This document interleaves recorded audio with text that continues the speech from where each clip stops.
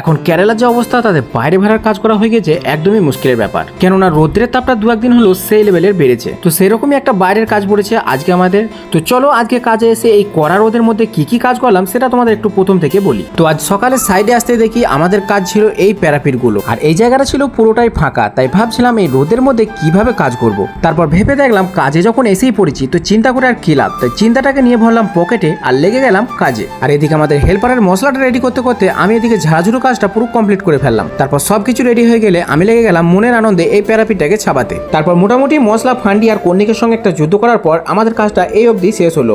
আর আমাদের এখন হয়ে গেল খাওয়ার টাইম, আর খাওয়ার পরে আমার কাজ বাকি থাকলো এই প্যারাপিটের নিচে কাটিংটা। তারপর খাওয়া দাওয়ার পর এসে এই কড়া রোদের মধ্যে লেগে গেলাম নিচের কাটিংটা কমপ্লিট করতে। তারপর ফাইনালি অনেকক্ষণ কাজ করার পর আমাদের নিচের কাটিংটা কমপ্লিট হয়ে গেল। এখন আমাদের কাজ বাকি থাকছে এই পাশের প্যারাপিটটা। তারপর আরো কিছুক্ষণ রোদে পড়ার পর এইদিকে প্যারাপিটটাও কমপ্লিট করার পর আজকের মতন কাজ এবং ভিডিওটি দুটোই শেষ করলাম।